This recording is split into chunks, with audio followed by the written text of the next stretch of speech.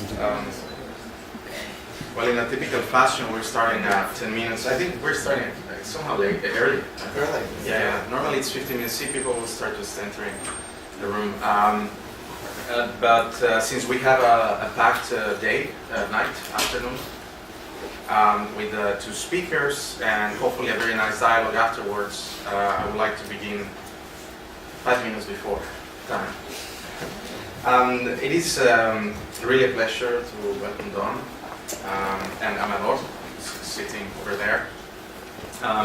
Today's discussion is going to be encircling a lot of issues that Don, as a radical geographer, has been working around issues of public space and rights.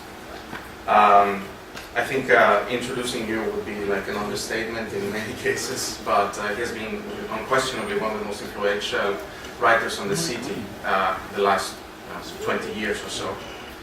And Amador, who is coming visit us from Spain, it was quite a pleasant surprise that he was around, and I actually invited him to come and have a dialogue and conversation with Don, since Don had mentioned me that he would sort of end up today's conversation with conditions in Occupy. And Amador comes directly from the 15M, and he has been one of the most influential writers on this topic, and sort of activist pushers, and sort of incentivizing people to enter into the political realm in Spain. I think this talk today represents a lot of what we're trying to do here, although it's a very difficult task, but I have, together with a colleague that we're directing the startup of these new graduate programs, we're trying to really reshape the discourse around the urban, far away from the disciplinary apparatuses of architecture or planning or urban studies or geography as such, and try to capture the understanding of the urban as a political ecology, really trying to redefine what it is to study the city, and how to enter into this complex system that is burning as I speak, which is the city. So these 2 talks really represent, as many others that you see here in the poster, represent sort of the directions that we are trying to take with these new programs that we start next September, and we're very anxious to see how it comes, trying to attract people from social sciences and designers and artists and environmentalists alike is not an easy task. And perhaps the definition of the urban as that attractor is the easiest form. Of course, if you put sustainability in everything, then you can attract anyone, but that's different stuff. I think we're done. That will be the very sort of informal presentation for you. I will leave the floor to you. He's going to give a talk, and then after this talk, Amador will come in and also have a discussion.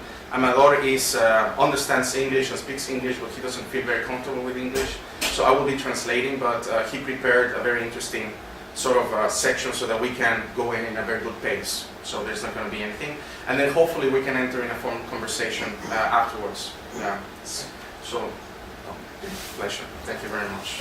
I'm going to end up by talking a little bit about Occupy, and I'm going to do it by telling some stories to get there. And they actually start in February of 2007, and not here in New York, but in St. Petersburg, Florida, where city officials, citing an old law that had not been enforced in living memory, a law that outlawed camping anywhere in the city, even on private property, and threatening a fine of $250 a day for safety code violations, forced the St. Vincent de Paul Society to shut down a tent city on its property that housed about 140 homeless people. The tent city had been created at the request of these very same city officials that were now closing it down a little more than a month earlier, and as an alternative to 2 informal encampments that had developed underneath a nearby highway. City officials and police had city officials, police, and charity workers had assumed that a camp for homeless people more carefully organized and supervised by the St. Vincent de Paul Society, might quell ongoing complaints from nearby merchants about the homeless encampments underneath the highway. But as the St. Vincent Tent City residents, the majority of whom worked full-time, continued their self-organization, the self-organization that had marked their overpass encampments. They signed contracts with each other, for example, pledging 4 hours of community work, doing things like cleaning toilets, keeping the grounds clean, cutting hair, mediating disputes, and so forth. The City Council, in the wake of this, reversed its earlier support for the St. Vincent encampment, declared a crisis, and demanded its closure. Not able to afford the threatened fine, St. Vincent complied with this order to close, and many of those who were evicted returned to the highway overpass and reestablished their earlier encampment. Others disappeared into the urban interstices that are the home to so many homeless people in the United States. A country that for 30 years now has had no solution whatsoever to the increasing number of homeless people. One night, just after the St. Vincent de Paul encampment was closed down, two men living on the streets away from the safety of an organized tent city were murdered, probably for little other reason than they were vulnerable to thugs who seemed to take joy in this kind of sadistic violence. More and more homeless people sought out the relative safety of the encampments, therefore, underneath the highway. Police responded by raiding the encampments using box cutters to slash the tents from their moorings, to rip apart their fabric, and to confiscate them and other belongings of the homeless people who lived in them. Police claimed that the camps violated fire code, though it was never actually clear that the code in fact applied, and that they had to come in with full force and quickly slash up the tents in order to avoid physical altercations with homeless residents if they had simply asked to remove the tents. The move, in fact, backfired. Not only did sympathetic residents quickly donate new tents, allowing homeless people to reestablish their tent city, but videos of the police violence quickly went viral on YouTube, deeply embarrassing the city of St. Petersburg. Once again, therefore, St. Vincent de Paul was turned to by these same city officials and asked to reestablish its camp on its property, which it did, though this time under very strict rules, that pretty much stripped all residents of the kind of autonomy most adults take for granted. For example, a curfew was established that disallowed residents from being outside the gates of the camp after midnight and before 6 in the morning, even if they were working during those hours. In addition, residents had to wear identifying wristbands at all times, and nor could they drink alcohol or be drunk. The sort of self-organization that marked the earlier camps was disallowed. But in the face of ongoing opposition to the reestablished St. Vincent de Paul Tent City, city officials and a consortium of charities led by St. Vincent de Paul itself began searching for what they called a permanent solution to the problem of the homeless population for the city. They eventually settled on a plan to build a large fenced encampment on unused scrubland 10 miles from the city. A place, as one official put it, so out of the way you will never see it unless you look for it. Governed by rules even stricter than those created for the second St. Vincent de Paul encampment, this new semi-rural tent city, or more accurately, I think, a homeless concentration camp, given that all prospective residents were subject to background checks and its perimeter was patrolled around the clock by security guards. This new encampment was called Pinellas Hope. St. Petersburg is in Pinellas County, Florida. And it consisted at first of 125 tents housing 225 people, 3 modular buildings donated by the school district that provided space for a laundry, a kitchen, and administrative offices, and 2 large communal tents for eating and socializing. Like the St. Vincent site, Pinellas Hope had a strict curfew and rules against alcohol or drugs. It operated a zero-tolerance policy. One mistake or violation by a resident meant eviction.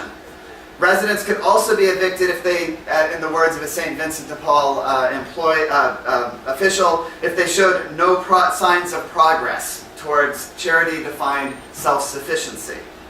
Over the years since its establishment, Pinellas Hope has been scaled down in size, now to about 75 to 100 residents, and many tents have been replaced with prefabricated plywood sheds.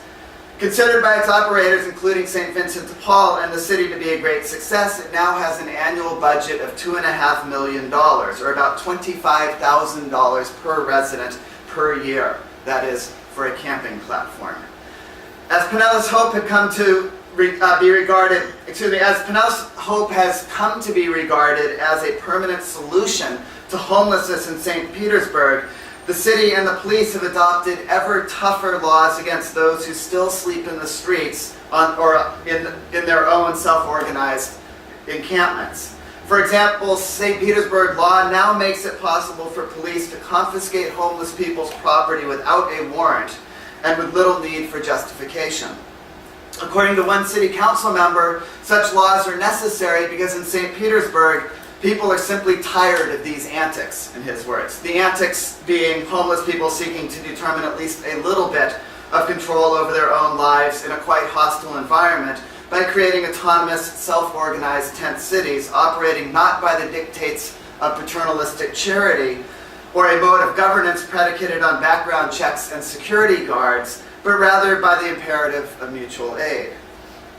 Now, some 3.5 million people in the United States experienced homelessness over the course of the year 2009. More than 750,000 people are homeless on any given night. Estimates suggest that between 2008 and 2009, the homeless population grew by 3%. The population of homeless families grew by 4%. Of these, 4 in 10 live on the streets, in cars, or in another place, this is a word from law, in another place not intended for human habitation. The others live in shelters, rescue missions, and the like. This does not include the other 6 million U.S. residents who are doubled up, that is, sharing overcrowded accommodations with relatives, another family, or strangers, exceeding safe occupancy level. A 12% increase between 2008 and 2009. And in the recession-ravaged state of Rhode Island, that increase in the same years of the doubled-up population was 90%. Of those doubled up, 1 in 10 will become literally homeless over the course of a year. The numbers of chronically homeless remained stagnant in 2009, even though there was an increase of 11% in the availability of supportive housing units for this subpopulation as part of the U.S.'s relatively new Housing First initiative. That is, the level of the so-called chronically homeless increased by 11% in 2009. Since 11% were housed during that time, the numbers remain the same. These are all very, very conservative estimates. It's telling, however, that the conservative estimate of 3.5 million annual homeless people at the end of the first decade of the 21st century roughly matches the highest estimates of homeless people at the beginning of the homelessness crisis in the United States in the early 1980s. Homelessness, therefore, must be understood as a permanent condition of the American capitalist economy, and a growing one, rather than an aberration or a function of economic recession, even if the numbers indeed grow during periods of economic crisis. Homelessness is the ragged but clear-eyed face of inequality in the American city, merely the most visible aspect of a large, submerged body of the poor that continues to grow whatever the surface wealth of the world's richest country might be. A country in which the Gini coefficient measuring inequality has grown from about 40 in 1970 to 47 in 2006, where it has essentially remained the same since. It's currently 46.9, in fact. States with the largest populations of homeless people, like Florida, California, and the District of Columbia, tend to support Gini coefficients well above the U.S. average. For example, in thoroughly gentrified and newly hip Washington, with its massive homeless population for a city of its size, it leads the pack with a Gini coefficient of 53.2. And New York, here, where at the time I was writing this in December, the daughter of a Russian tycoon had bought financier Simon Weil's Central Park apartment for, do you remember this, $88 million. The current Gini coefficient is 50.4, which by global standards means that measures of inequality are incredibly huge here.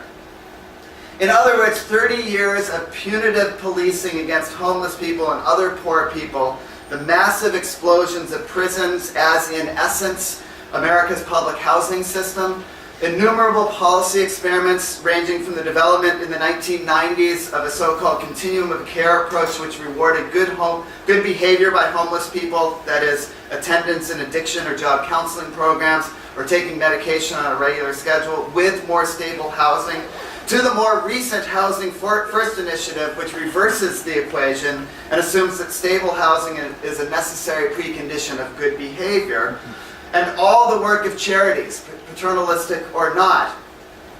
All of this has had absolutely no effect on the ruthless production of homelessness in the United States, except perhaps to make it worse. In other words, homelessness is not a symbol of the dysfunction in the political economy, but rather a symbol of the economy functioning as it must. Homeless people are merely the most visible manifestation of the massive reserve army of labor that capitalism demands. Homelessness is proof positive of Marx's general law of capitalist accumulation, that the accumulation of capital at one pole is the accumulation of misery at the other pole. But the general law of capitalist accumulation is a fragile thing. It's a class achievement more than an iron law of history, an achievement that must be protected against all threats. So in the reserve army, all that accumulated misery struggles to organize itself, not even to fight back, but just to survive on its own terms. City officials representing particular class interests tend to respond violently, seeking ever more desperately to regain control over people who represent not just a visible manifestation of the horrific inequalities that necessarily mark the capitalist political economy, but who, through their self-organization, show there are in fact alternatives to it. They rip down tents. They burn up belongings. They push homeless people out of town. They look the other way at all the excess death that confronts the poorest among us, and they do little to stop it. The St. Petersburg police's violent destruction of the tent city under the highway and the city's attempt to incarcerate homeless people in a camp so far out of the way that you'll never see it hardly makes that city unique in the annals of American urbanism. It is merely the flip side of a long-standing practice of warning out homeless people. That is, sending them on the road if they cannot prove they somehow belong to the city. This is an old practice, inherited from Europe and wrapped up in various guises, ranging from arresting poor people for vagrancy and suspending their sentence if they promise to leave town, to the more recent invention from the 1980s and 1990s of what is called greyhound therapy. That is, various cities' practice of giving homeless people one-way bus tickets to another city instead of providing them with mandated shelter. In fact, in California, greyhound therapy has a different version. It's called Hawaii Air Therapy, which is a one-way ticket to Hawaii on Hawaiian or one of the other airlines is a lot cheaper than housing homeless people. So the Honolulu airport, in fact, has a quite significant homeless problem. The city of Ontario, California recently developed a new variation on the old practice of warning out, however. For several months in early 2008, police and outreach workers scoured the interstitial spaces of the city, locating homeless people and encouraging them to move to a city-sponsored temporary homeless services area, as it was called, a fenced encampment on a disused lot. However, in the words of the journalist Ben Ehrenreich, in March 2008, police and code enforcement officers descended on the encampment and required its inhabitants to prove they were residents of the city of Ontario. Those who could not, all but 127 of them, were evicted and forced out of the city. The city then confiscated the remaining residents' belongings, razed the encampment, and rebuilt it, providing rows of identical tents, reinforced fencing, security guards, and a long list of rules and regulations that could not be violated under penalty of eviction, including, as in St. Petersburg, a restrictive curfew. Farther north, in Sacramento, self-organized tent cities have long existed in the floodplains of the American River, the American and Sacramento rivers, where the two rivers merged near the center of the city. As the camps grew after 2008, with the deepening of the economic crisis, more and more people found a form of solidarity among the self-organization, and the encampments right across the river from the skyscraper core of the city And as as the camps increasingly came into the view of commuters on the nearby highways, as these grew larger and unavoidably visible, the city began to panic. Especially since inside the camp something important was developing. As one operator of a nearby service center for homeless people put it, in the Sacramento camp, she said, there is a sort of very pure democracy and self-governance at play. People are making up the rules of their clusters of tents, deciding what's permitted, just as in any sort of community. You don't want to romanticize this, she continued. It isn't camping. But there is a community and a sense of helping others. Self-organization was intolerable to city fathers, especially after a visit by talk show host Oprah Winfrey in late 2008 turned Sacramento's tent city into an international media sensation. Mayor Kevin Johnson quickly moved to shut the tent city down, forcing many residents into a fenced compound called a winter shelter on the nearby state fairgrounds. The state fairgrounds was in the center part of California, was the center gathering place for the incarceration of Japanese Americans during World War II also. So there's a great deal of symbology wrapped up in the incarceration of homeless people in the state fairgrounds in 2008. When the winter shelter later closed in the summer of 2008, homeless people once again returned to their riverside encampments, where a low-grade war of position continues to this day between homeless campers, their advocates, and a city that wants to get rid of them. The story of Sacramento or Ontario, a story of desperately poor people living in the shadow of great wealth. Sacramento was in fact one of the boom cities of the last 2 decades. This story can be told with variations in any number of cities across the United States. As soon as tent cities become organized well enough to provide a bit of security and autonomy for their residents, they're destroyed. Their residents are herded into fenced compounds, or they're simply dispersed. Their power, it seems, cannot tolerate a tent. There are several reasons for this, but primary among them is this, that resident-controlled tent cities represent a struggle by poor people to transform the conditions under which they are forced to live, to take control of their own lives, and to live in a way other than the way dominant society and its institutions would want them to. They represent the very possibility of difference, of differentiated space. One of the casualties, I think, of spatial theorists' long love affair with Henri Lefebvre is that we have lost track of the main thrust of his argument. Most of us who draw on his work tend to think of his theorization of the production of space, that his theorization of the production of space was an end in itself. And we all too often, you can see this in the literature everywhere, we all too often take his famous dialectical triad of representations of space, spaces of representations, and spatial practices as the pinnacle of his theorizations. Of course, this triad is a useful heuristic device for examining how contending factions struggle over and in space. And of course, the romanticism that I think is at its heart, that we are all involved in the production of space, is attractive. But for Lefebvre, this part of his argument was merely a step, because his argument was primarily about the production of space in capitalism. The pinnacle of his theorizing was not the dialectical triad, but rather his theorization of the production of what he called abstract space, the space of the capitalist economy, and the societies that make that economy possible.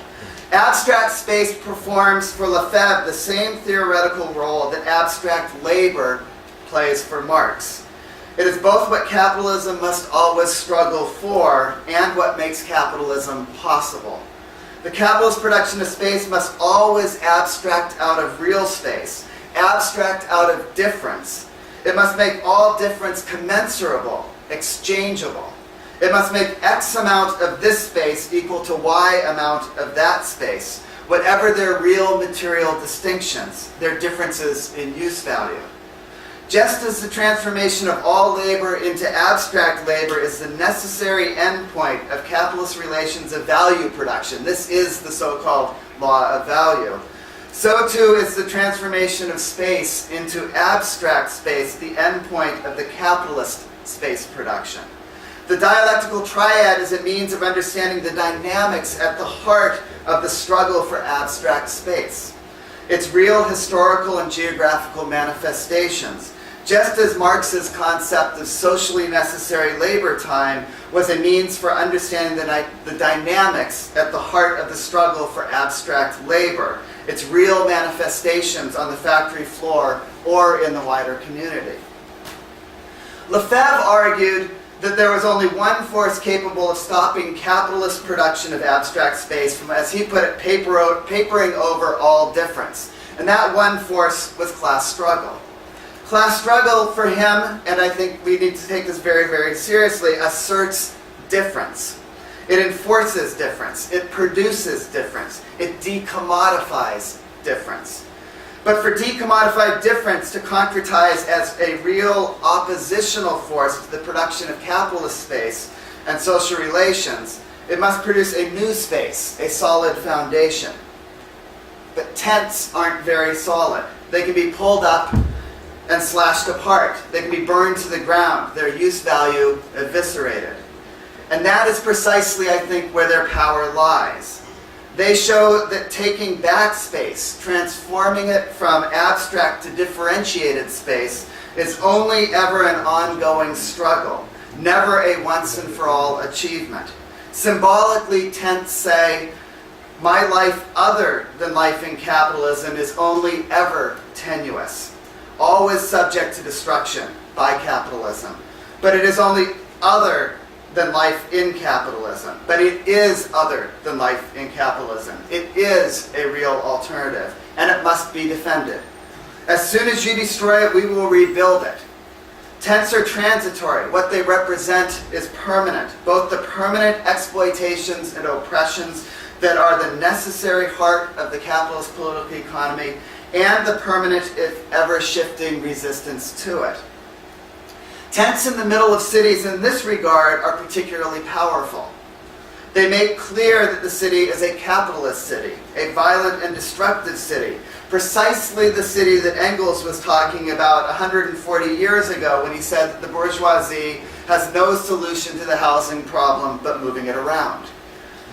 They make it clear that the shelter for the majority by and in the capitalist city is also only ever tenuous, also subject to being ripped up and destroyed, its use value eviscerated.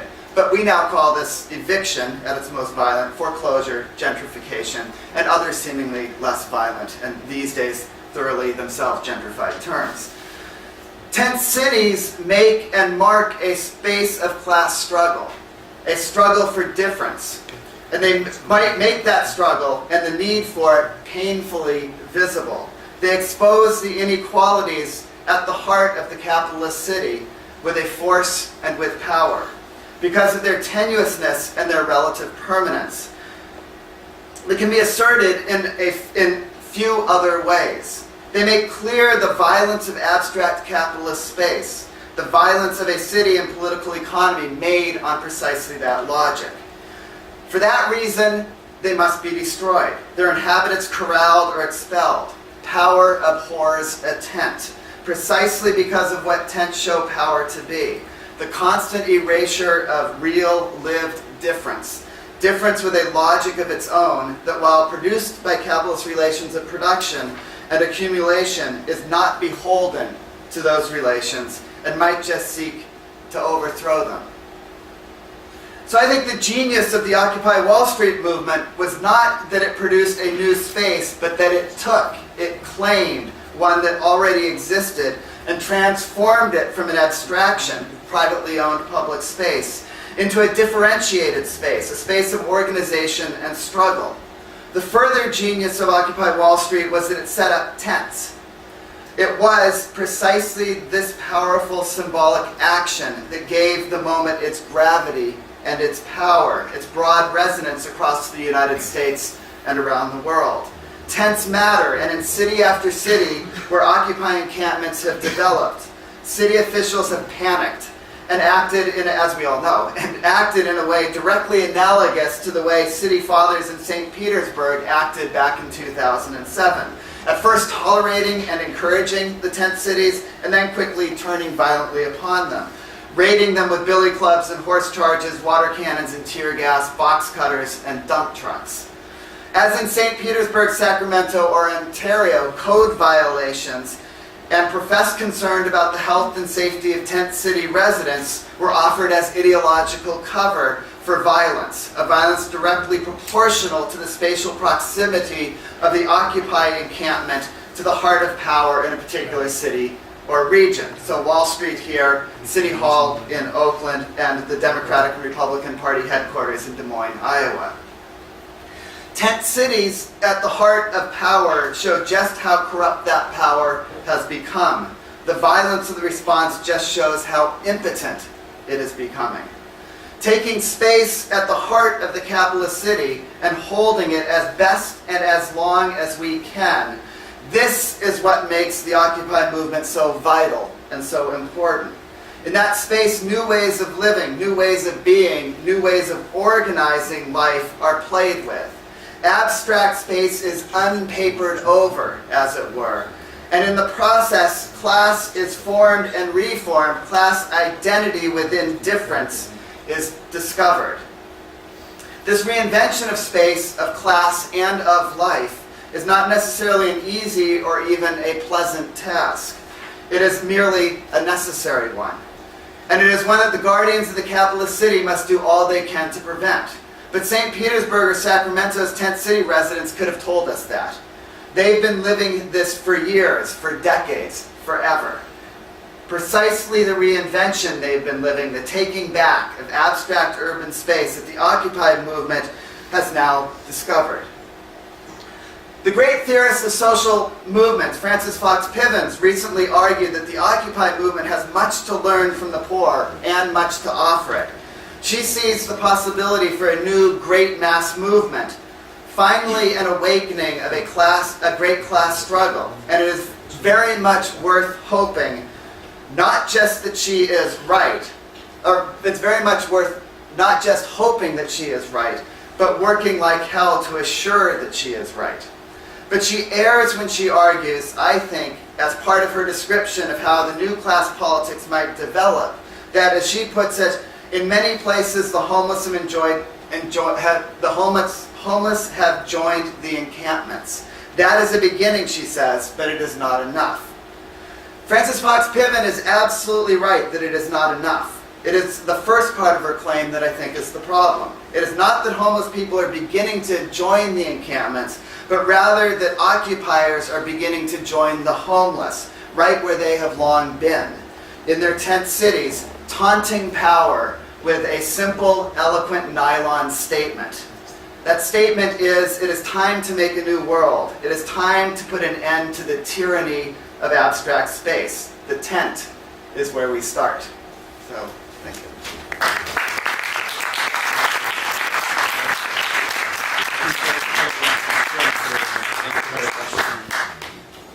So next we welcome Amador Fernandez Sabater.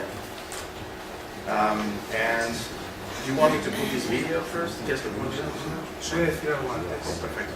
¿Tú lo manejas? ¿Tú me introduces desde ahí, Miguel? Sí, está ahí. Yo me voy a sentar para que te vea la gente a ti mejor. Yo voy a estar traduciendo enfrente. Con esto. Pues bueno, agradecer mucho la invitación a Miguel y a la New School. I want to thank Miguel and the New School for the invitation. Curiosamente voy a hablar también de una ciudad de tiendas. Curiously, I'm also going to talk about Tent City. Porque lo que traigo para la conversación es una breve reflexión sobre espacio público, convivencia y democracia desde mi experiencia personal en la ciudad de tiendas de la Puerta del Sol al comienzo del movimiento del 15M. Because what I bring right now is a story about a space built of solidarities and a space built of tents in the Plaza del Sol, the occupation Plaza del Sol. I think I'm going to need a notebook to Right. You're gonna be convinced. Esta será la frase más larga. Sí. Ah, ok. Y bueno, para hacer un poco menos abstracta la intervención, To make the intervention less abstract, quería poneros un vídeo corto para que veáis esa ciudad de tiendas situada en el centro de Madrid. I want to play a video for you so you can actually look at this tent city at the center of Madrid. Es el campamento, la pequeña ciudad que se creó en Sol al comienzo del movimiento 15M. This is the encampment, the small city that was created at the beginning of the movement.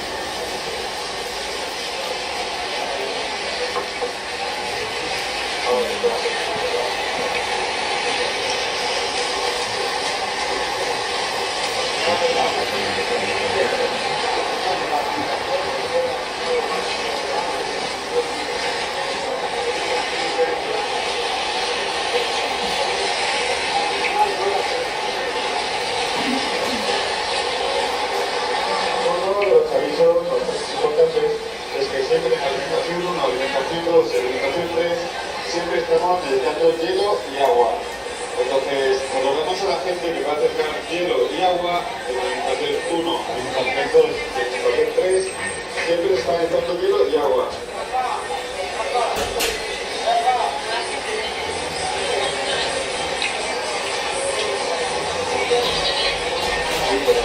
Por favor.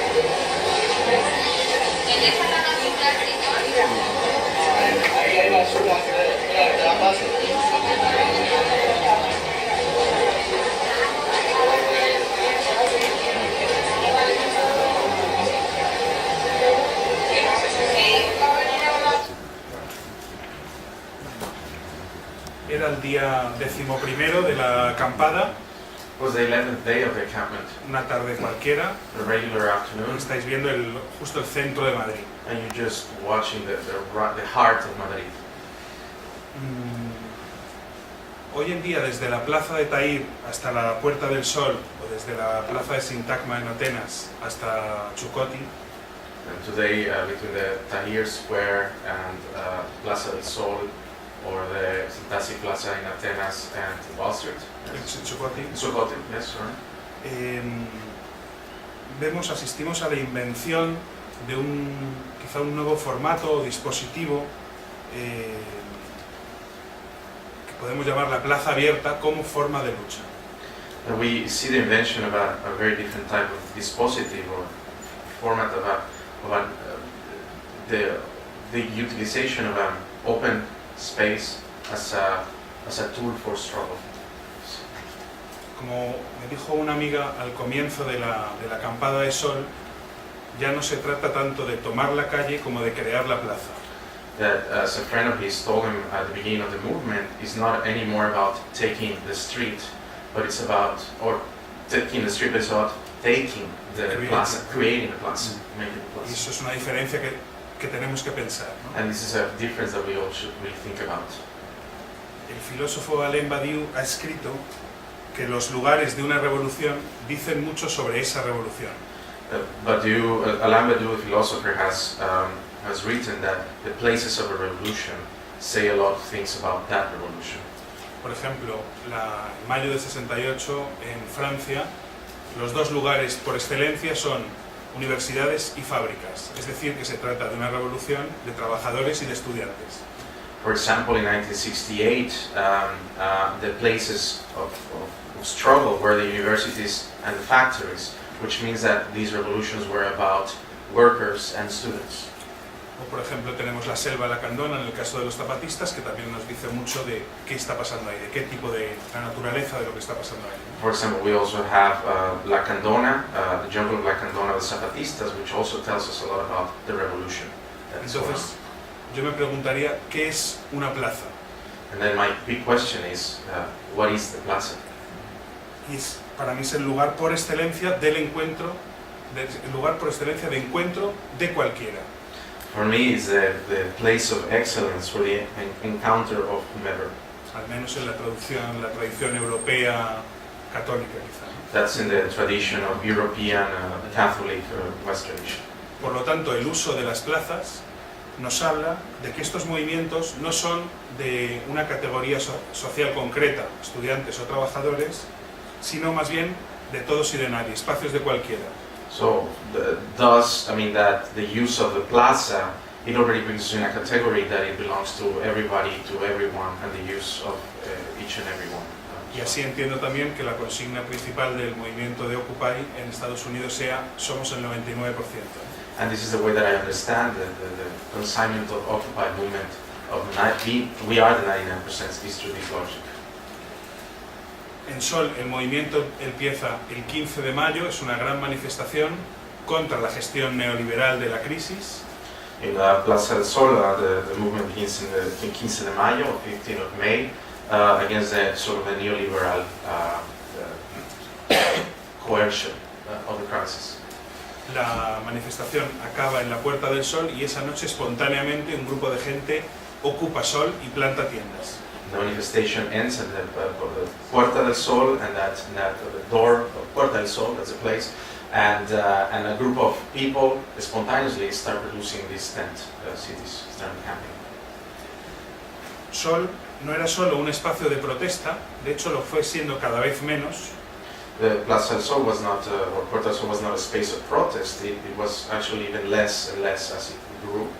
Sino, yo diría dos cosas. Una, un espacio de organización de la vida en común. It was, I think, two things. One is the space for the organization of common life, of everyday life.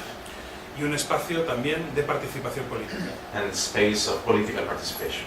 En el primer punto, como espacio de vida, de organización de la vida común, yo diría tres cosas, que se trataba de un espacio habitable, de un espacio común y de un espacio de invitación.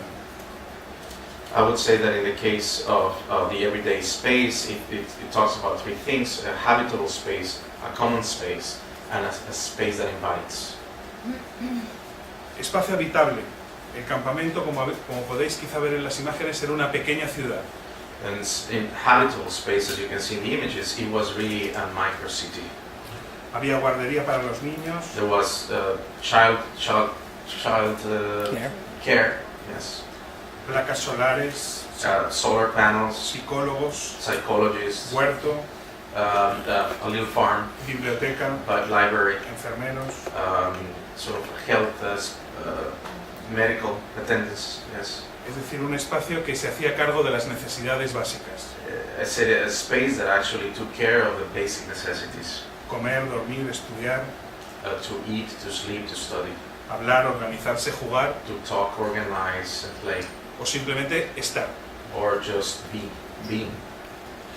Pero yo creo que un espacio habitable no es solo un espacio que se hace cargo de las necesidades, But I think a habitable space is not only a space that takes care of the needs and necessities, sino sobre todo un espacio que podemos modificar, alterar y reapropiarnos. but most and foremost a space that we can alter and modify together. Yo diría que un lugar es habitable si podemos reconfigurarlo. I would say that a habitable space is a space that we can reconfigure. Y por eso hay espacios muy cómodos, pero al mismo tiempo inhabitables, porque no podemos reconfigurarnos, no podemos reapropiárnoslos, ¿no? And for us, there are spaces that are very comfortable but inhabitable because we cannot reconfigure them or modify them. Y solo un espacio en ese sentido habitable. And Sol was, in that turn, a habitable space. También era un espacio común. It was also a common space. Para crear la plaza como espacio de cualquiera, hubo que dejar fuera todo lo que dividía, lo que privatizaba, lo que queríamos que fuera para todos. To create the plaza as a space for everyone, we needed to give away or take away the issues that privatized and that limited this possibility. Por ejemplo, siglas de partidos políticos, For example, no signs of political parties, la violencia, no violence, las banderas, the flags, lo cual creó también algunos problemas con algunos grupos concretos en la plaza. that also created a few problems with concrete groups within the plaza. Pero también quedaban fuera las identidades excluyentes y algunos comportamientos. But also they were out of the cabinet the exclusionary identities and behaviors. Hubo una palabra muy importante en el campamento de Sol, que fue la palabra respeto, There was a very important word that was used in the Sol encampment, which was the word respect. una palabra nueva en el vocabulario político, And a new word in the political vocabulary, usual political vocabulary. y era el nombre para aludir a una convivencia entre diferentes. And it was a name to allure to a convivial space between different people. Era por un lado una consigna It was a consignment on one side, y por otro lado un grupo especial que, digamos, se dedicaba a velar por la buena convivencia en el espacio. and then on the other hand there was a special group that was dedicated to allow this conviviality in the group. Yo creo que todos teníamos una intuición, y es que lo más difícil hoy es crear una convivencia entre diferentes. I think that we all had an intuition that the most difficult thing to create is a conviviality between difference. Porque nuestra experiencia cotidiana, lo que en nuestra experiencia cotidiana se da más bien es lo que un filósofo ha llamado guerra civil entre formas de vida. Because in our experience of the everyday life, what it creates is what this philosopher has mentioned, wars, Civil war, ¿no? civil wars within Formas de vida. within ways of living. Es decir, chocamos habitualmente con el otro. To say that we constantly impact ourselves with the other, or El otro es un obstáculo, una amenaza o un enemigo. the other is an obstacle, a menace, an enemy, Y por tanto necesitamos un árbitro, and thus we need a referee, es decir, una autoridad vertical y exterior que vele por la convivencia, ¿no? and normally an identity that is vertical and exterior that usually takes care of that conviviality or that forced conviviality. That's it. Pero el campamento, la pequeña ciudad, quería prescindir de esa figura de autoridad vertical y exterior. But the encampment wanted to take away or to reject that verticality and that exteriority of controlling conviviality. Y por tanto teníamos que todos, entre todos, ser capaces de sostener horizontalmente la convivencia. And thus, between all of us, we had to be capable of sustaining in a horizontal way that conviviality. Elaborar las relaciones entre nosotros de tal modo que la diferencia no se expresara como guerra.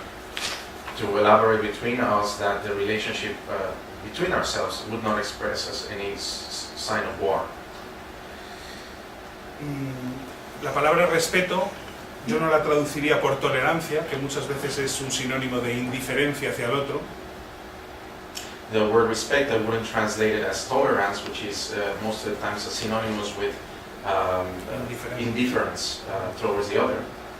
Sino que hablaba de una exigencia entre tú y yo, but discussed about an exigency between you and me, una atención hacia el otro, and attention towards the other, para hacernos cargo en común de un espacio que teníamos en común. to take care as a common of the space that we all have in common. Aquí os contaría mi anécdota preferida de estos días en Sol. I would tell you about my preferred anecdote of these days in Sol.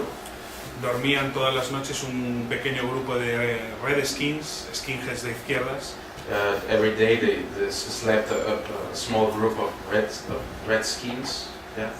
pero había alguien en la plaza que cantaba toda la noche y no dejaba dormir a los redskins. But there was someone in the plaza that always was singing day and night and didn't let these guys sleep.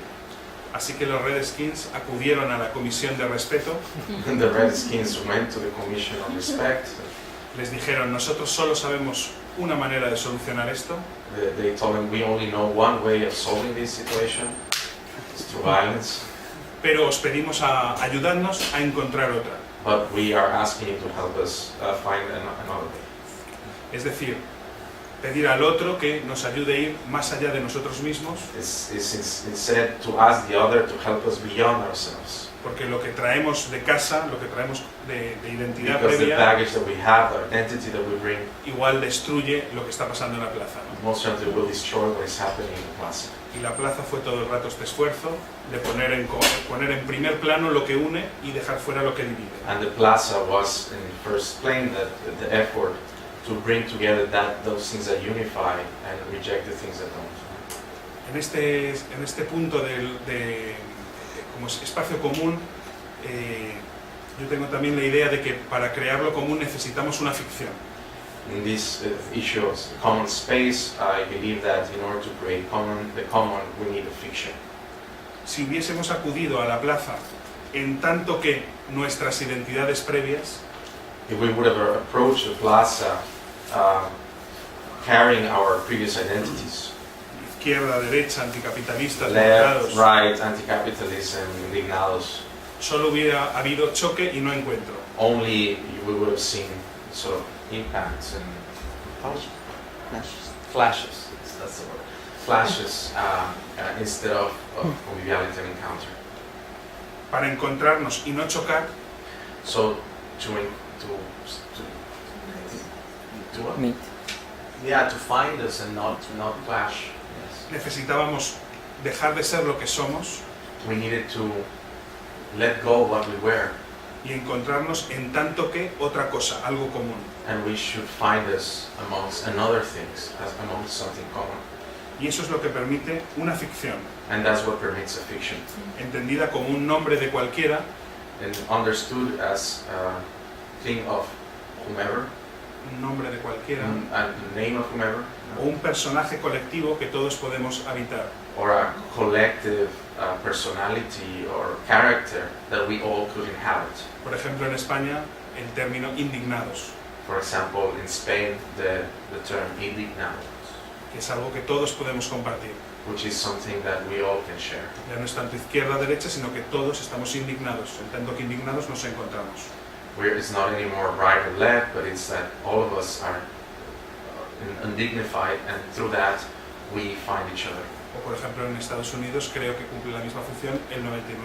And I believe in the United States, the same function is provided by the idea of the 99%. En tanto que indignados o 99%, The same way that indignados in the 99%, nos encontramos y no chocamos. we share or we encounter, but we don't clash. Y por último, también Sol era un espacio de invitación, And lastly, Soul was also a space of invitation. no una trinchera ni un gesto de separación del mundo, Not a trench, not a gesture of separating with the world, sino una invitación constante al otro a encontrarse y hacer juntos, but a constant invitation towards the other to come and to do together, a formar parte. to be part of. Un espacio, por tanto, de hospitalidad, A space of hospitality que es lo que en España se llamó inclusividad. is in what Spain was called inclusivity.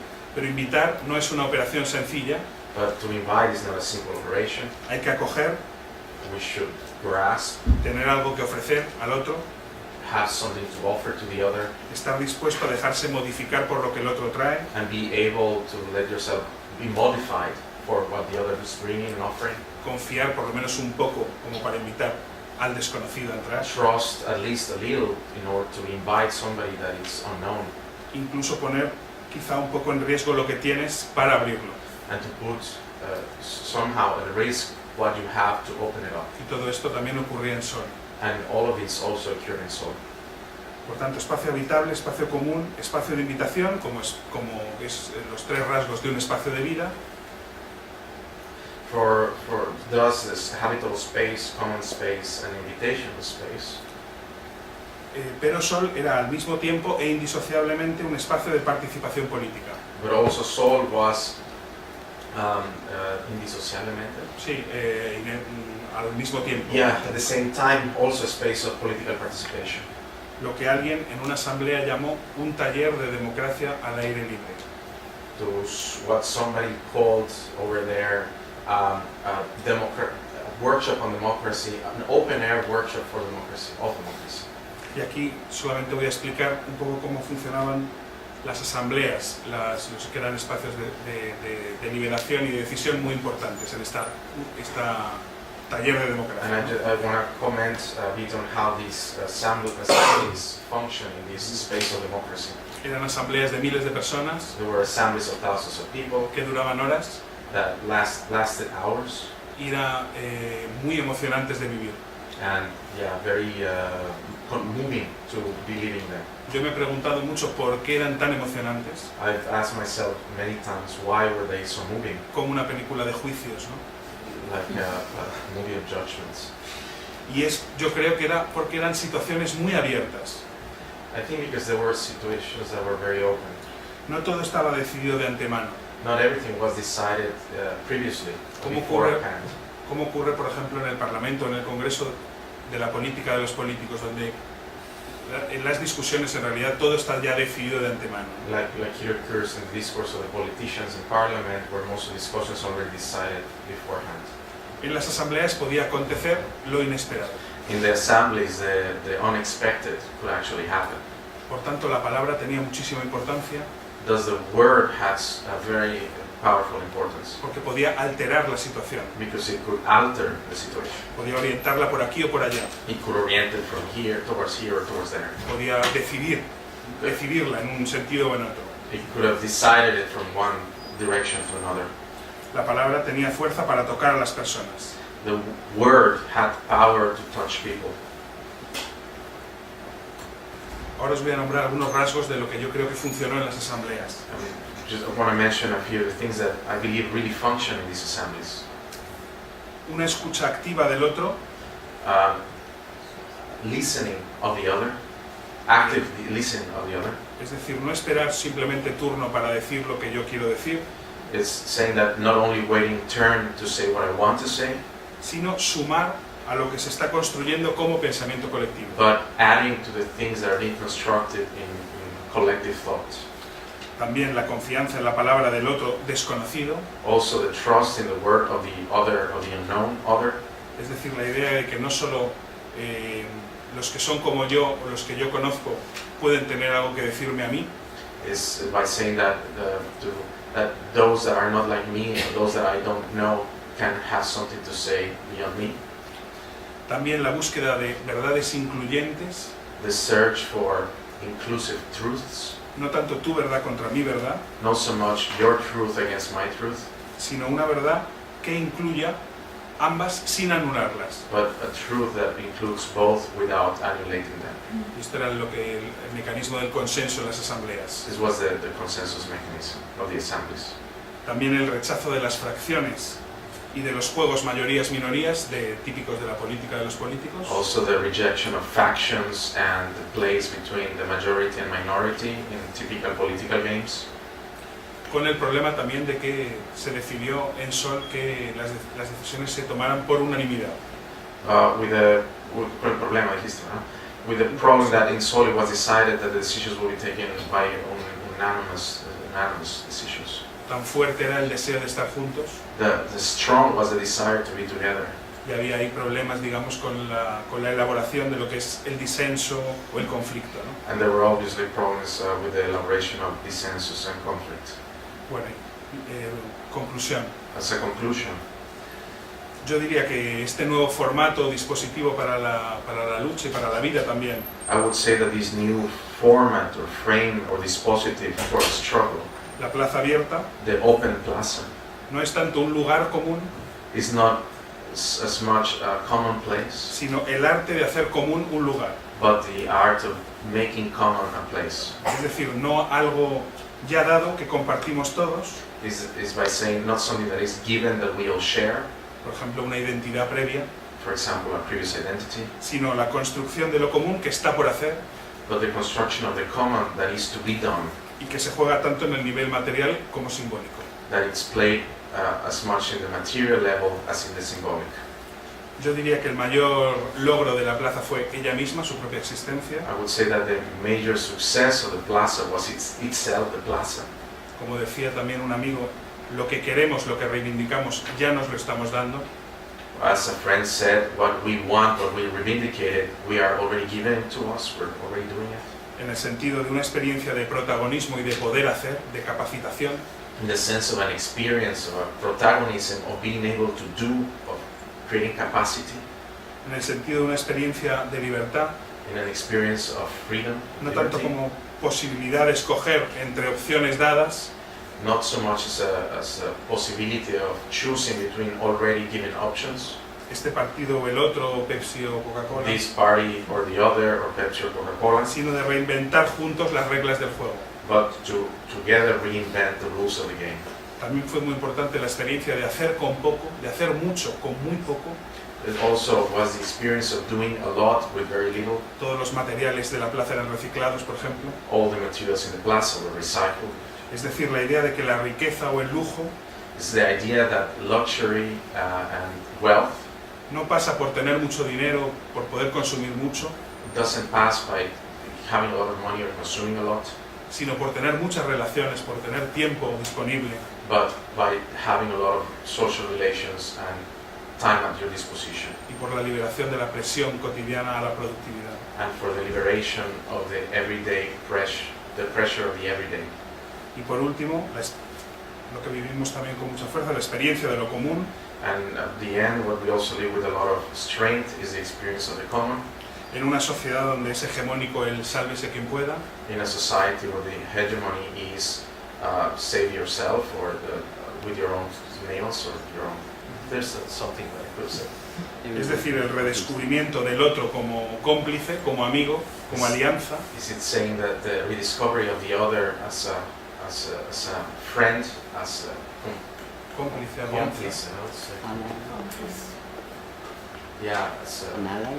an ally. Mm. Yes. y ya no solo como obstáculo o como amenaza. And not so much as an obstacle or a menace. Y eso es todo. Muchas gracias. That's it. Thank you very much.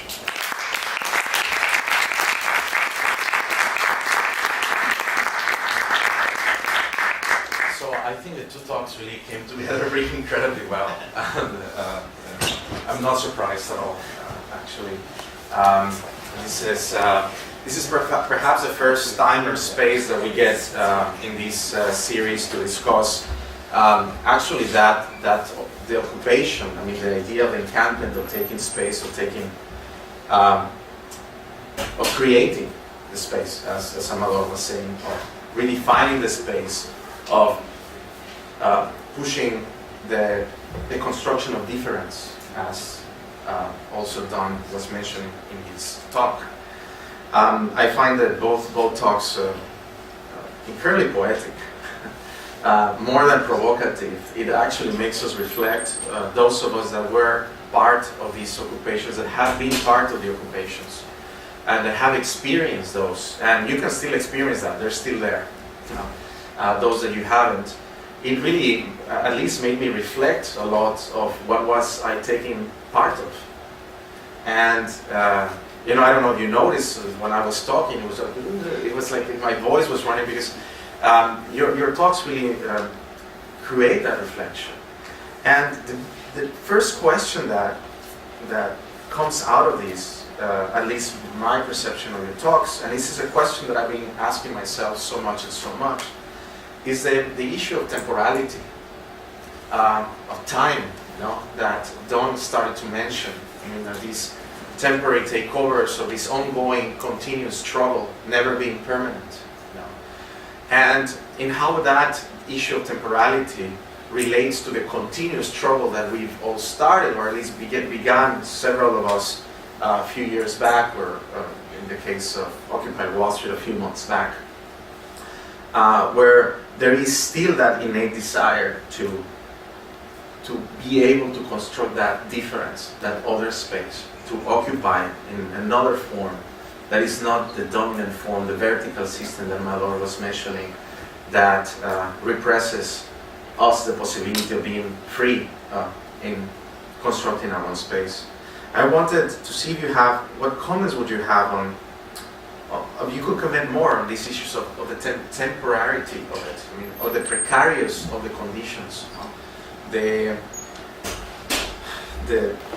I remember perfectly the crisis. It was a hard crisis when we all started receiving tweeters when the NYPD was displacing Sukoti Park, and the things that come into our minds when those moments happen, or the end of sort of that encampment in Plaza del Sol or so.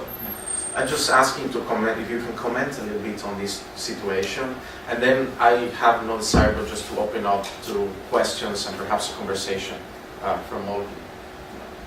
Amador, necesitas un poquito de No, creo que sí. Sí. I'm going to pass you these things. This is for you, and there's another one.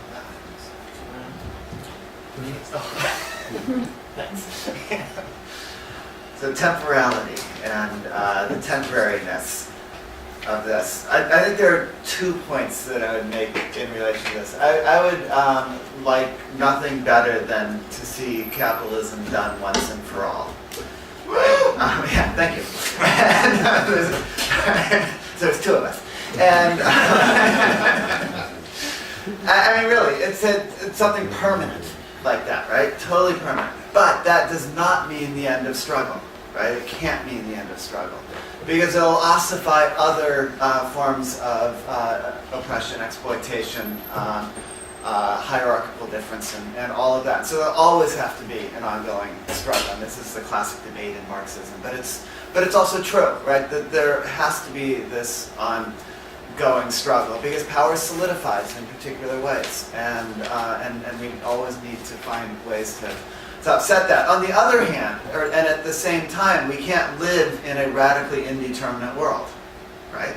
We've got to eat and sleep and drink, and maybe particularly drink, and all those things. And so we do have to solidify our worlds in some ways. And so it's trying to find some balance between that permanence and temporality that I think is absolutely crucial. And one reason why I think thinking about occupying space with tents is so symbolically important. And partially for me, because of all the work that I've done for years on thinking about homeless people and trying to understand how homeless people are policed in cities and so forth, is that it is actually a stand against the powers of the city that's very important.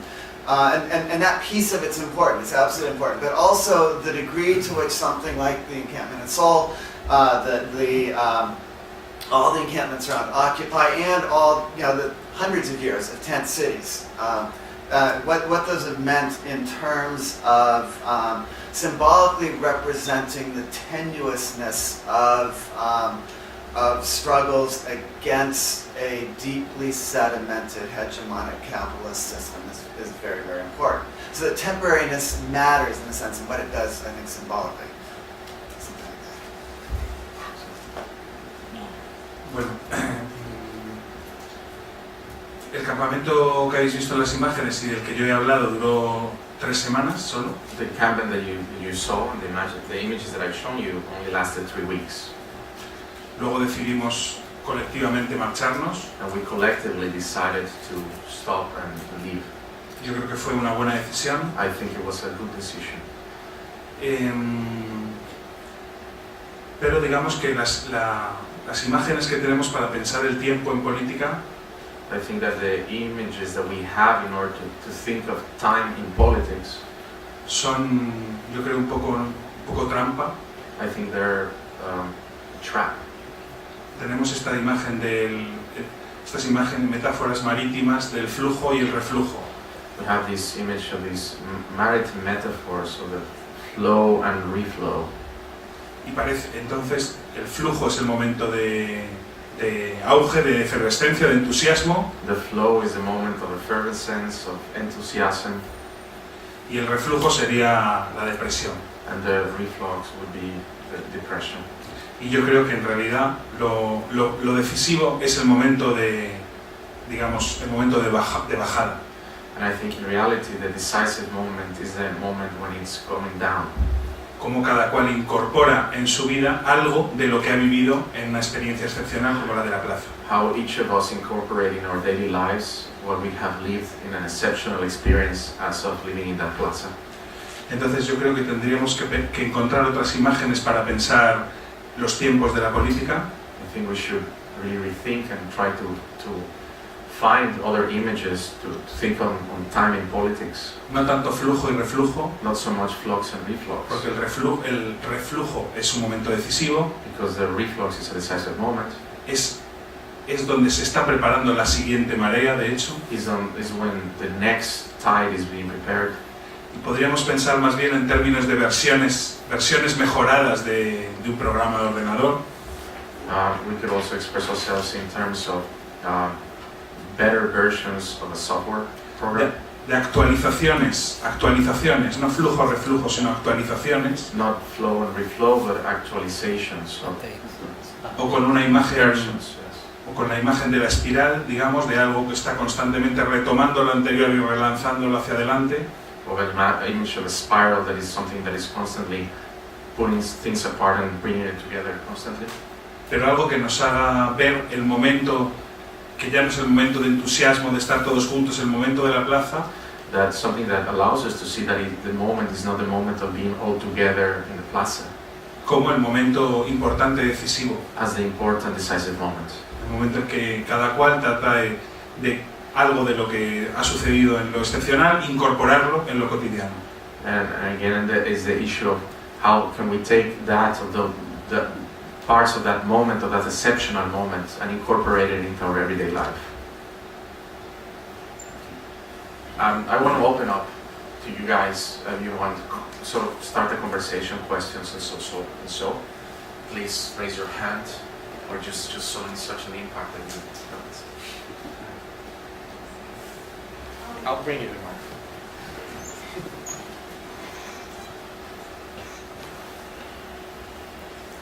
I just want to thank you for your take on the movement of Occupy Wall Street in Spain.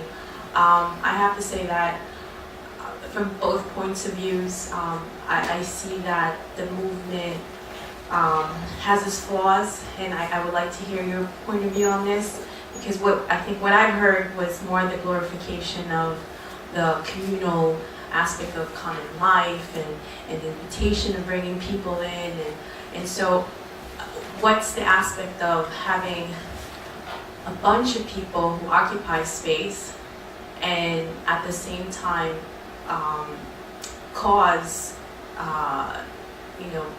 just regular life hindrance, from stores, from sanitation, from their own safety, that there's a lot of things that it's not common for the people that are not living that situation, and I'm not saying I'm just saying that it causes an effect.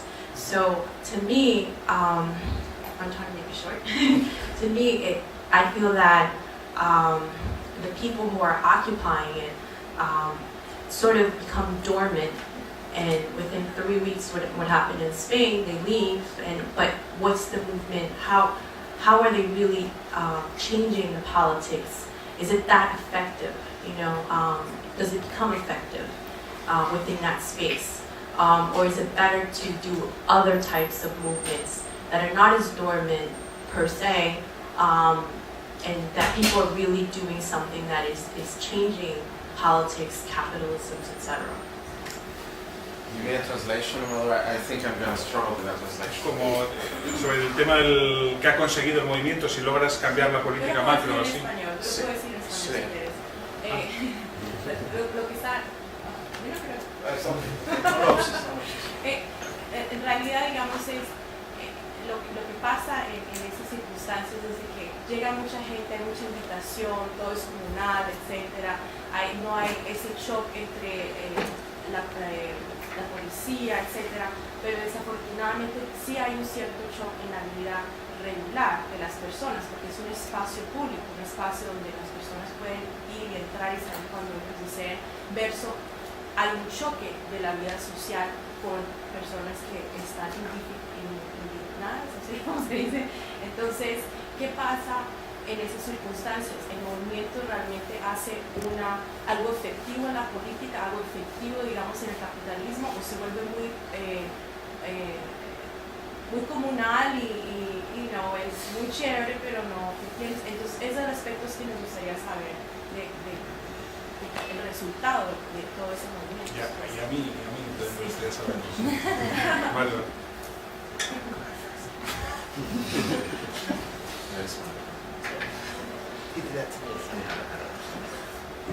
Bueno, es una discusión que está muy presente en España, si el movimiento ha conseguido algo o no. This is a very present discussion in Spain, if the movement has actually achieved something or not. Yo creo que ha habido una gran victoria subjetiva, digamos, I think it has been a great subjective victory. una experiencia de empoderamiento, una experiencia de redescubrir al otro, An experience of re-empowerment, of the discovery of the other, una experiencia de vivir de otra manera. an experience of living another way. Para mucha gente, For a lot of people, finalmente la sociedad está compuesta de personas, at the end, I mean, society is composed of people. es decir, que si las personas cambian, yo creo que eso tiene efectos también en la política macro. And I say that if people change, that should have effects on the macro politics. Y ha pasado en otros momentos, en mayo de 68, por ejemplo, And it has happened in other moments, like 68 in May. yo creo que no se cambió nada, en el sentido de no se cambió ninguna ley, no se cambió ninguna norma de la política macro, ¿no? De la política de los políticos. Where no sort of real norm or law of the macro politics and of the politicians was changed. Pero la transformación subjetiva de un montón de gente que ya no quería vivir como vivía antes fue enorme. But the subject transformation of a lot of people that didn't want to live the way they lived before was huge. Y por lo tanto el mismo capitalismo tuvo que cambiar And somehow capitalism also had to change. del capitalismo autoritario de los años 60 From authoritative capitalism in the 1960s al capitalismo más flexible que tenemos hoy, sin querer decir que este es mejor, to the flexible capitalism that is today, without saying this is better, pero en el sentido de que hay un cambio, ¿no? but in the sense that there was a change. En todo caso es una discusión entre la experiencia subjetiva de cambio y el cambio objetivo, como tener los dos planos juntos, ¿no? No sabemos. This is a discussion between the objective plane and el plano objetivo, El plano macro y el plano micro, digamos. the macro and the micro, which Es como una discusión, cómo se mantienen los dos juntos, cómo uno puede afectar al otro, cómo conseguimos logros en los dos campos, ¿no? yeah, it's always a discussion how we achieve, how we have achievements in both camps. Es una experimentación, una pregunta todavía abierta, ¿no? It's an open question still.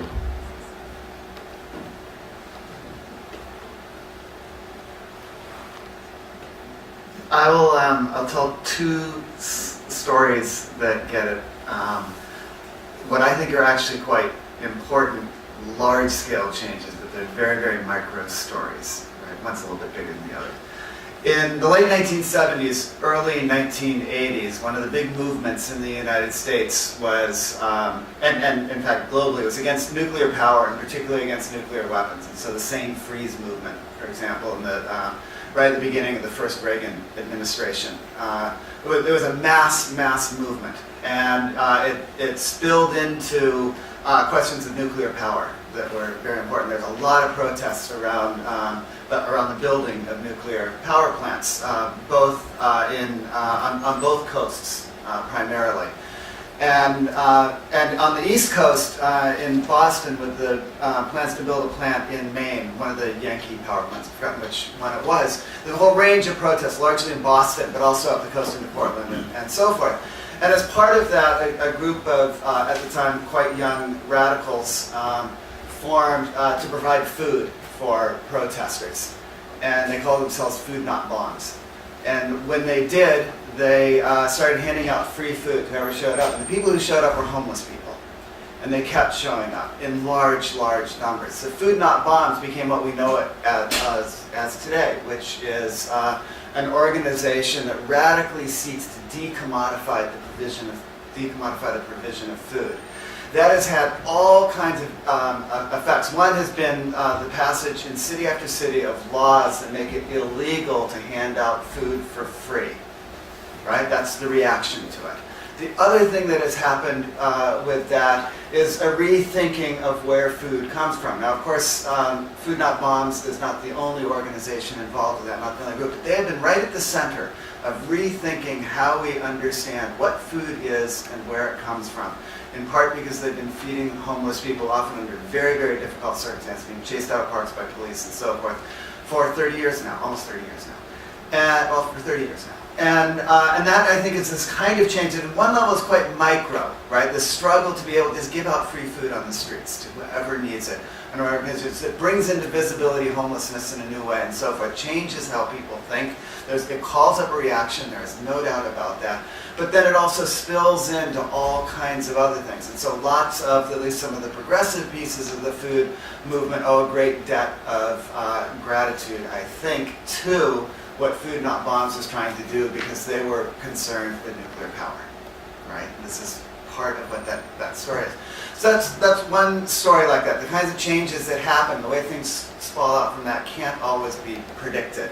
And I think that's important. That's one reason why continuing to struggle is always crucial, even when it feels like at moments, like in the early 1980s, for example, when it's just totally hopeless. And then the second one is in Syracuse, where I live, in our Occupy movement, which was small. There are probably, there were a dozen really die-hard people there, but there were 40 or 50 who were regulars. Very, very small. Early on, a number of very difficult people started showing up. And many of us have experienced exactly these kinds of things. And some of the difficulty were around Ron Paul, but the more serious difficulties were people who were living on the streets or who were marginally housed and who were mentally ill. And they made it very difficult for anything to happen in the encampments. Very, very difficult.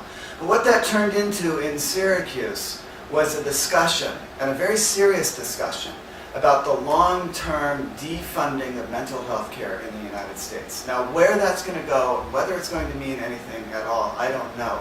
But I do know about 40 people who had never thought about this before in a serious way, right? And what that means, how it plays out, why it matters, and so forth, how it fits into the neoliberalization of our economy, all this. These all became discussions as the snow started to fall in Syracuse. And that was a crucial moment in the same kinds of ways that it can be these micro things that then lead us to think about some actually pretty big issues that have to be attacked in different ways. And so now there's a group of people who are really looking into what has happened to mental health care. And that matters in a big way in Syracuse because one of the large state hospitals is there, and the governor back, I think it was Pataki, kept trying to shut it down. And so there, but a number of people are released into the city without any care and so forth because of where it's located. And now the city's beginning to have to come to terms with this in a way that it hasn't before. And so I think those kinds of changes can also result from this. And it never would have happened without the little Syracuse Occupy.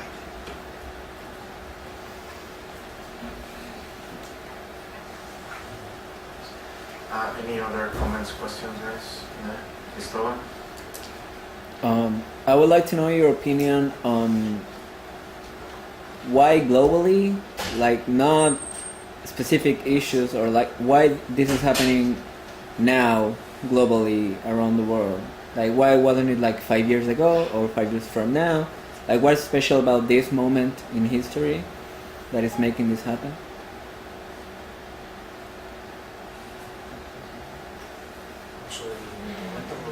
Sí, porque que justo en este momento, que tiene especial este momento de salir 5 años antes.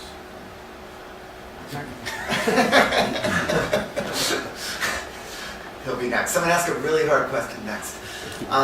So that this is a difficult question, and a lot of it is contingent, right? Just the way particular things come together. But I think there are a range of things. The models, right? And the models are long-standing. I've tried to show there's a prehistory to Occupy in the way homeless people have organized off and on at times. That's important, but obviously Tunisia and Egypt and so forth as models, Spain, Greece, right? But I think also that's tied up in this is that the effects of the crisis have become so broad now, right? So broad-based, affect so many people that there's been something like a shock of recognition that we've all kind of come to, and many of us who have been, who theorize this stuff have been able to say, well, this is what capitalism does, or this is what neoliberal capitalism does, right? But now masses of people are feeling it very, very deeply. They're losing their homes, they're losing their jobs. They're watching precisely how all of the structural adjustments in Europe and in the United States are a new class settlement that is redistributing wealth upwards again, right? And it's unmistakable. It's unmissable now. And I think that all of those matter. Those kinds of contingencies matter. I think in the specific U.S. case, right after the build-up to the 2008 election, the euphoria at electing an African American as president, and then the demobilization that happened very, very quickly after that matters. But then there's been a rebuilding of it over time, and then a drawing on models of organizing that have been messed around with, played with, developed, transformed, and so forth for 2 generations now. Really since before '68, maybe from, in many ways, again in the U.S. context, which is what I know best, at least in '63, with rethinking political engagement in particular ways, and probably a bit earlier than that. And drawing on those sorts of models in a way that can now be put together. But I do think it's very, very important the ways in which in Tunisia and Egypt, the occupying of space, the taking of key spaces, became a crucial model, and before that, a whole range of other examples, that we began to see what could happen when we refused to leave, at least for a time. It's not much of an answer, but I think it's a beginning. Bueno, me da un poco de miedo la pregunta, o sea, me da un poco de miedo como lanzar una interpretación así, como una hipótesis global de lo que está pasando a ese nivel, me da un poco de respeto. To try to speculate a global hypothesis of global on what is happening in the global base and global scale. Creo que la crisis si lo que hace es darnos como un terreno común, un relato común. If, the crisis, what it does, it gives us common ground, common relato, common narrative. Que permite que muchas cosas dispersas o en principio desvinculadas se reconozcan o se piensen como algo común. That permit that a lot of things that are dispersed, fragmented, they come together and recognize themselves as something common. Mi sensación es que la crisis no es solamente económica. My feeling is that the crisis is not only economic, sino también una crisis de valores, una crisis de modelos, una crisis de nuestras maneras de entender la política. but it's a crisis of values, of models, of ways of understanding politics. Creo que hay un tabú muy fuerte que ha caído, eso sí, que a nivel general, And there's been a taboo that has fallen in a general level, que es la equivalencia entre democracia y capitalismo. that is the equivalence between democracy and capitalism. Yo creo que esto es un cambio grande con respecto a unos años antes. And that this is a big change in respect to previous years. En España, los 2 gritos más importantes del movimiento In Spain, the 2 sort of shout-outs, the most important shout-outs of the movement, es no nos representan we are not represented, y lo llaman democracia y no lo es. and they call it democracy and it's not. Y hasta hace poco la democracia era absolutamente un tabú, no se podía dudar de lo que teníamos como democracia, ¿no? And not long ago, the idea of democracy was a taboo that could not be even called that, you know. Y yo creo que eso no solamente ocurre en España. And this is what's currently occurring in Spain. Viajé hace poco a Egipto en diciembre I was not long in December in Egypt, y una de las cosas que más me impresionó and one of the things that I was more impressed about es que los egipcios que conocí is that the Egyptians that I met, decían, por un lado, sabemos que allí no hay democracia, and for one hand they said, we know that there was not democracy en Europa, digamos. in Europe, as they say. Es decir, no luchamos por llegar a vuestro modelo de democracia. It means that we're not fighting to reach your level of democracy. I'm talking to Europe. Luchamos por reinventar nuestro camino, nuestra propia democracia, nuestra forma de democracia, ¿no? Our desire is to reinvent our way, our desire of what democracy is. Es decir, no es que estén atrasados, sino que están en otro sitio, ¿no? It's not to say that they're behind, but they're in a very different plane.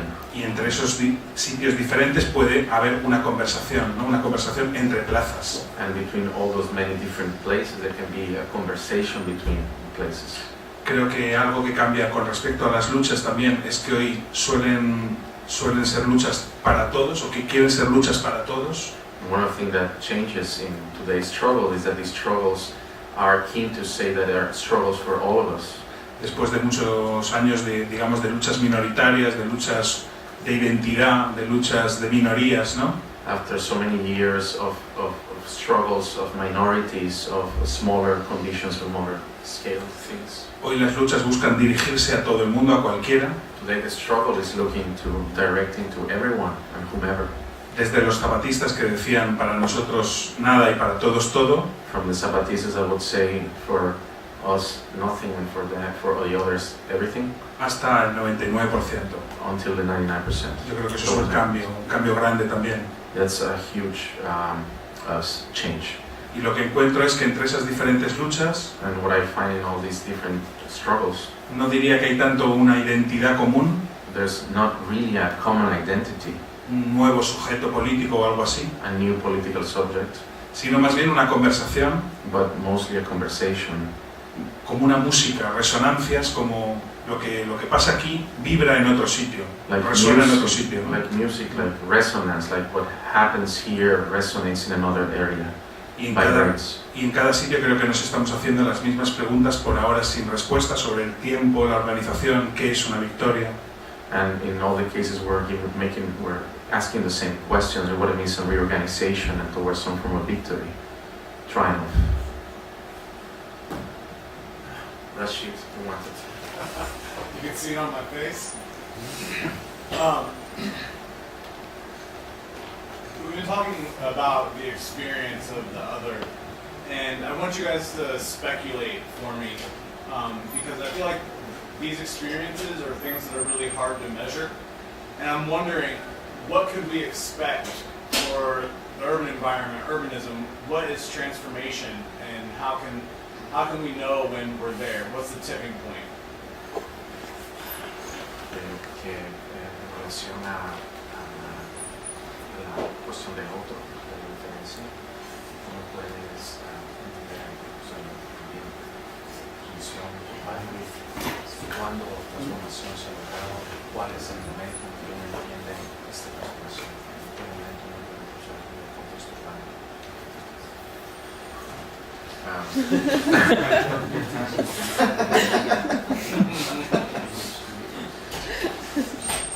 What are we doing here?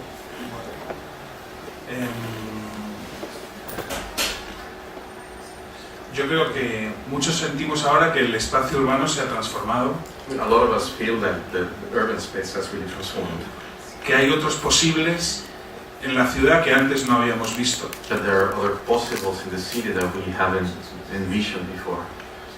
Por ejemplo, después de abandonar el campamento de sol, For example, after abandoning the Sol encampment, proliferaron asambleas por muchos lugares de la ciudad many assemblies were proliferated around the city, y Y de alguna manera todo el fenómeno habla de una revitalización del espacio público. And all the phenomenon talks about a complete revitalization of the public space. Mucha gente habla de que es una especie de actualización de la vieja idea del espacio público como ágora. A lot of people talk that it's a problem of the actualization of the public space as an agora, Un espacio de encuentro, de conversación. a space of encounter, conversation. Mucha gente se refiere al movimiento no tanto como un programa o como una identidad, sino como un espacio. A lot of people don't refer to the movement as a movement, as an identity, but as a space En el que todo el mundo puede participar, hablar, cuestionar, proponer. in which everybody can talk, propose, question.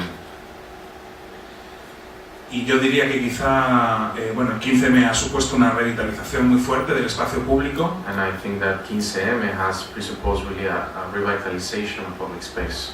Y quizá eso nos pueda proponer una idea para pensar lo político más allá de la distinción entre lo público y lo privado.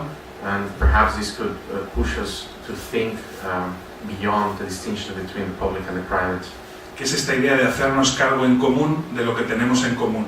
which is this idea of taking care in common of what we all have in common. No solamente lo público en manos del Estado, Not only the public in the hands of the state, tampoco lo privado en manos del mercado de libertad de acceso restringido, not only the private in terms of restricted access, sino, digamos, lo que es de todos, gestionado por todos o gestionado de manera abierta, ¿no? but to say that what is of all of us administered by all of us. Y yo creo que esta In all idea manner. de un tercer término más allá del Estado y del mercado, de lo público y lo privado, And this idea of this other term beyond sort of the market and the public, que el 15M, digamos, ha ejemplificado muy bien en su uso del espacio público, that 15M has actually exemplified in its use of public space, puede proponernos otras imágenes de lo político, ¿no? can propose to us other images of the political. I agree. No.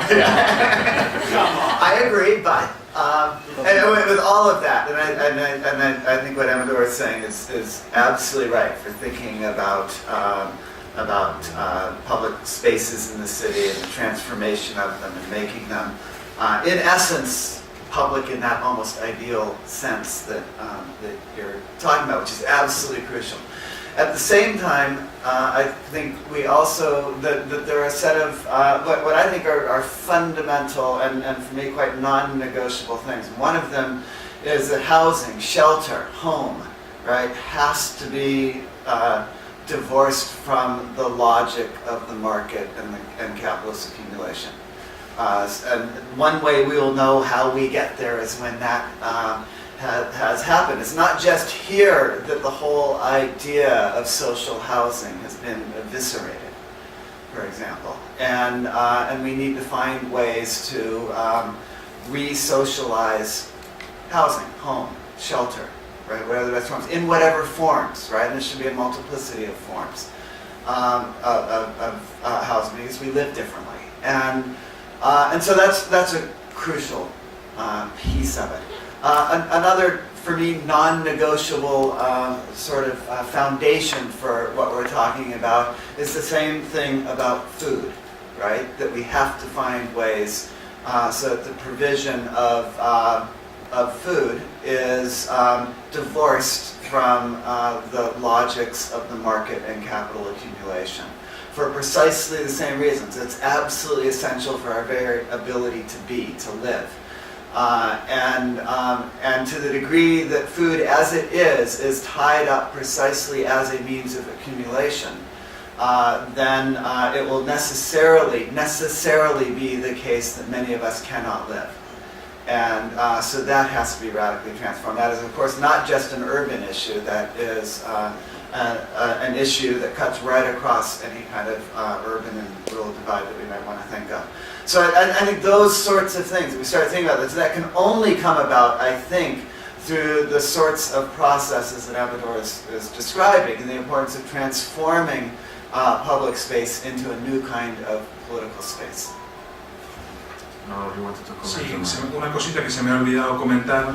One thing that I forgot to mention que también podría haber salido en alguna otra de las preguntas, that could have also been brought out in other of the questions. sobre esta cuestión de si el movimiento es efectivo o no, This question if the movement has been effective or not, que es que después de la acampada after the encampment, se ha potenciado muchísimo el movimiento antidesahucios, that what has been potentialized a lot, the anti foreclosure movement. En Madrid, por ejemplo, hay 40 desahucios todos los días In Madrid, there's around 40 foreclosures every day, y ahora hay un movimiento, digamos, que bloquea bastantes desahucios, que casi 2-3 por semana, and there's now a movement that blocks a lot of foreclosures, 2-3 a week, exigiendo, digamos, repensar qué pasa con la persona, digamos, que se ha quedado sin trabajo, no puede pagar la hipoteca, etcétera, ¿no? demanding to think about the person that has no jobs and cannot pay. Es un movimiento muy potente, It's a very powerful movement donde hay muchos inmigrantes where there's a lot of migrants y que tiene efectos muy concretos en la vida cotidiana de and gente, has very concrete effects on everyday life. y que yo creo que es una imagen también muy buena de lo que es hoy el capitalismo, And I think it's a very good image of what today capitalism is, que es como una especie de máquina de desahuciarnos de todo, which is like a sort of a machine that forecloses of us of everything, de todos los bienes comunes, of all common goods, y arrojarnos digamos, a la incertidumbre, a la intemperie, and throw us into sort of the unknown, into the out. y por tanto también es una metáfora importante la lucha contra estos desahucios, And it's a very important metaphor towards the struggle against these foreclosures, en términos de que lo que el movimiento defiende es poder habitar in terms of what the movement defends, which is to be able to have it, con la casa como, digamos, símbolo clave, ¿no? with the house, home as a clue, as a symbolic sort of key symbol, No ser expulsado de la propia casa, to not be expelled from your house, from the house. es un movimiento no tanto utópico It's not an utopian movement, como defender el mundo que hay contra los que lo estropean, ¿no? like defend the world, what is there against those that destroy it. Y es una defensa del habitar, del poder habitar este mundo, It's ¿no? a defense of the habit to be able to habit the world. Last question. Actually, it might be more of a response than a question. I'll try to figure out how to. I think you need a microphone. I got you. Yeah. The response is fine. I'm struck by what I take to be, at the minimum, attention, and at the most, a real difference between the kind of questions that we, the audience, are asking, which are questions that take the form of, how can we know? How can we know why change is happening now? How can we know when change has happened, on the one hand, and on the other hand, something that I think is at the heart of both presentations, which is a positive engagement with uncertainty, with the incalculable, with the unverifiable.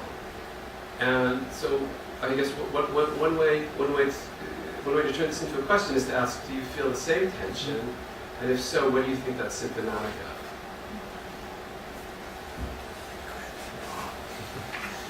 That's a tough one to translate. Okay.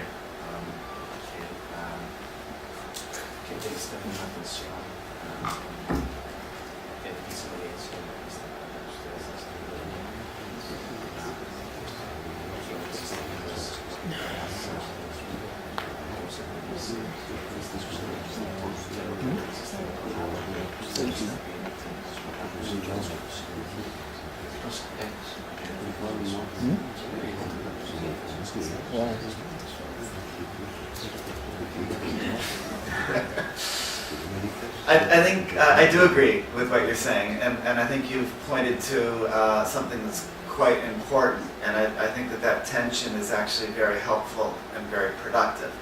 Because on the one hand, we always have to be open to that kind of indeterminacy.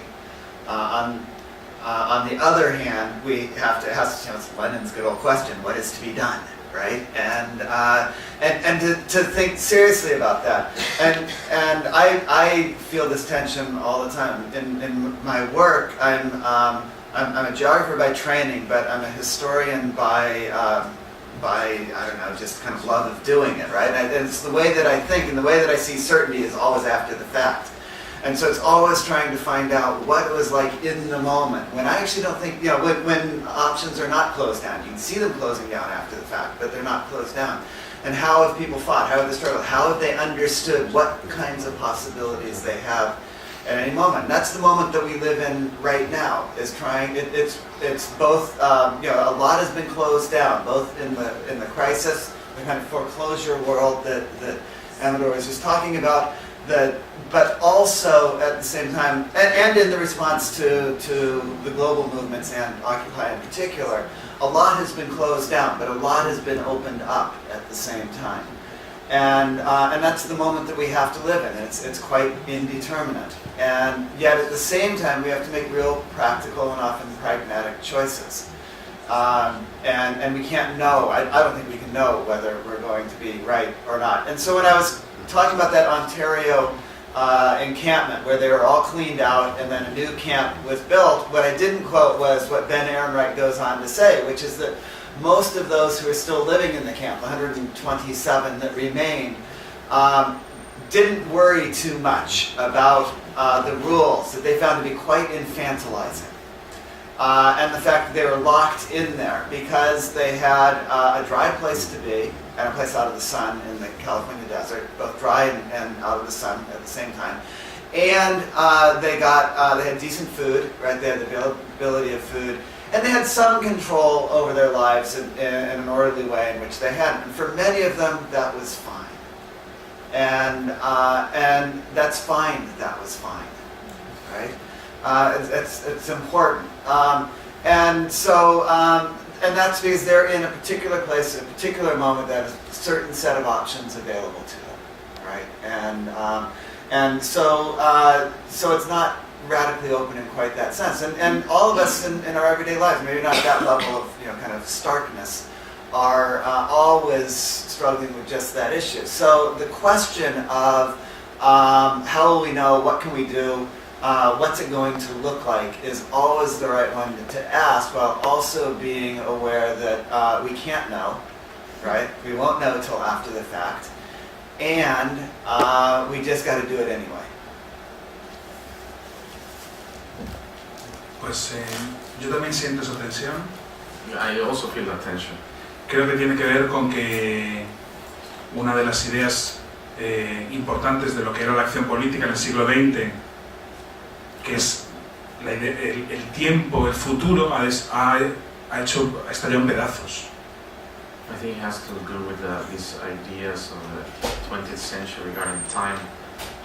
If I would take that of the future, I would be totally torn to pieces.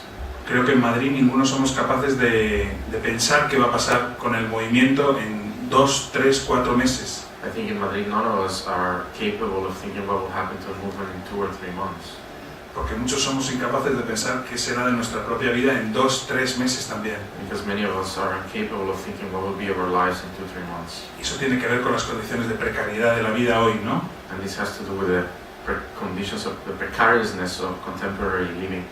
Que hacen que el futuro ya no sea más, ya no esté más cargado de promesas, That makes that the future is no longer loaded of promises, sino más bien como de amenazas, ¿no? but mostly of threats. Y yo creo que es importante pensar qué política podemos hacer sin idea de futuro, sin idea de porvenir, ¿no? And I think it's very important to think what type of politics can we make without the idea of future, Si es posible. if it's possible. Mi sensación personal es que no tengo ninguna capacidad de visión o de anticipación, ya me gustaría. My personal feeling is that I don't have any capacity to think beyond that. Me siento mucho más cómodo pensando lo que está por detrás de mí, lo que está pasando, lo que...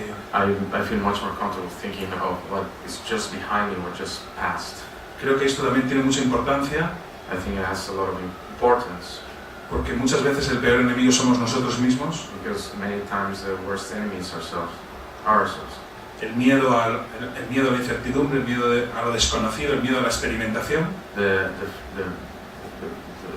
sort of miedo a lo Fear. the fear of towards the unknown, towards the unknown, incertidumbre, Uncertainty.